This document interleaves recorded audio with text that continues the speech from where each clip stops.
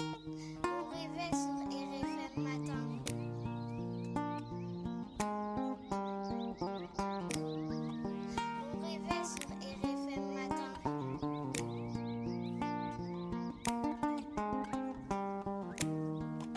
Soleniewo suba tenya déglu leen RFM matin Sénégal su ñëpp yeewoo suba teel nañu déglu RFM matin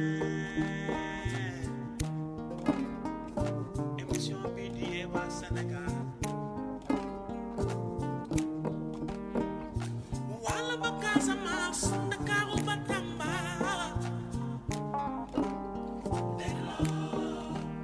Sinak Saalum ba Fuuta Kajoor ak Bawol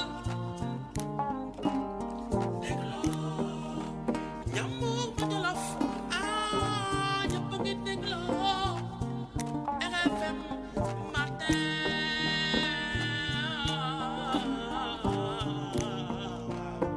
émission bi di yeewaa Sénégal soo leen yeewoo suba teel yaay déglu leen RFM matin Sénégal bu ñëpp yeewoo suba teel nañu déglu RFM matin émission bi di yeewaa Sénégal RFM matin Au réveil sur RFM émission matin. bi di yeewaa Sénégal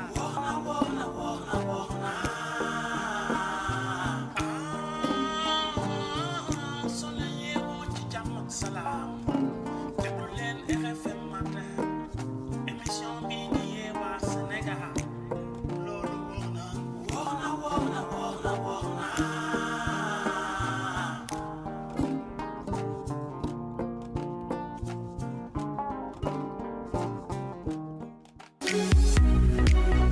Depuis 20 ans, vous nous faites confiance. Depuis 20 ans, nous vous accompagnons dans vos projets d'équipement en mobilier de bureau, mobilier de maison, électroménager, informatique et fourniture de bureau. Master Office, 20 ans à votre service. Merci de votre fidélité. Gagnez du temps en achetant en ligne via notre site e-commerce www.masterofficedeco.sn. Promo exceptionnelle en cours sur toutes nos gammes de produits. Master Office, absolument tout pour votre bureau et maison.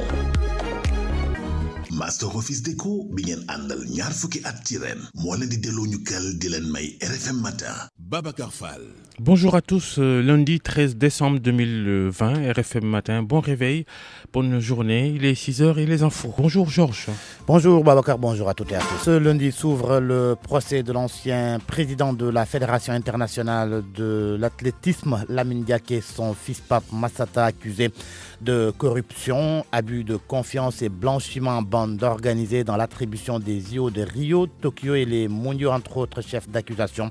L'affaire remonte à 2015. Depuis lors, Lamine Diaké est interdit de sortie du territoire français. Thionsek, impliqué dans une affaire de faux billets de banque, eh bien cette affaire sera évoquée aujourd'hui au palais de justice de Dakar. L'artiste chanteur sera édifié sur son sort aujourd'hui, donc après la liberté provisoire qui lui a été accordée. C'est aujourd'hui que la cour d'appel rend son délibéré. Lors de l'audience, le procureur général avait requis l'information de la procédure. Épinglé par l'autorité de régulation des marchés publics dans un marché de 466 millions de francs CFA destiné à la réalisation de feux tricolores, le maire de Touba a avoué sa faute et a tenté de se justifier. Au cours d'un point de presse hier, le coordinateur de la cellule de passation des marchés a parlé d'une faute commise, mais due à l'empressement et de la procédure d'urgence. Badara Niang a écarté toute idée de magouille de la part de l'institution municipale. Marème Diop. Sous le feu des projecteurs, depuis l'ébruitement de l'affaire du marché pour la réalisation de feux tricolores, la commune de Touba se lave à grande eau. Le coordonnateur de la cellule de passation des marchés parle d'empressement et d'urgence dans la confection des documents, mais dément toute idée de magouille. Badara Niang. En ce qui concerne les feux tricolores, tout est de notre faute. Nous, la cellule de passation des marchés, il y a eu de la précipitation de notre part. Nous n'avons pu l'inclure dans le plan de passation des marchés. Il y avait aussi l'urgence de démarrer certains travaux avant le Magal de Touba, mais il n'y a pas eu de volonté de magouille. Les correctifs nécessaires ont été apportés afin de se conformer au code de passation des marchés publics. Des modifications nécessaires ont été apportées et nous l'avons même intégré dans le PPM de l'année en cours, comme nous l'avions voulu dans le budget 2019. Dans le cadre de l'exécution de son budget 2019, la commune de Touba avait prévu la réalisation de feux tricolores pour une enveloppe de 465 millions de francs CFA. Dans ce lot également figurait la construction de 2 postes de santé et l'achat de corbillards, des marchés qui ont tous été annulés par l'Agence de régulation des marchés publics. Marema Diop, Touba, RFM. Le sommet de Pau dans le sud de la France se tient aujourd'hui. Cette rencontre convoquée par le président Emmanuel Macron vise à clarifier plutôt la présence de l'armée française dans la région du Sahel. Le secrétaire général de l'Organisation des Nations Unies et d'autres personnalités sont attendus à ce sommet. Sport, la 5e journée du championnat de football hier. L'AS Pikine et Génération Foot ont fait match nul, 1 but partout au stade Alassane Djigo. À Ziguinchor, Casasport a été battu par Mbour Petite Côte, 2-0 au classement. Tengued FC est à la tête. Tengued FC donc est à la tête du classement, suivi de l'AS Douane au bas du tableau. US Gorée 14e. waaleykum salaam Serigne Fall Babacar maa ngi lay nuyu maa ngi nuyu waa Sénégal di rafetlu ni ñuy yeewoo ak ni ñu ànd ak rajo Futur Média. di leen ñaanal kenn dalal jàmm jukkib xabaaru suba si ñu dooree ko tey jii ci altine di danañu ubbi layoo bi jëm ci ki fi jiite woon ni jamono I2AF mu di fédération internationale athlétisme di Lamine Diack ak doomam Pape Massata Diack ñu leen di tuumal wàllu guerre ak yu ni mel.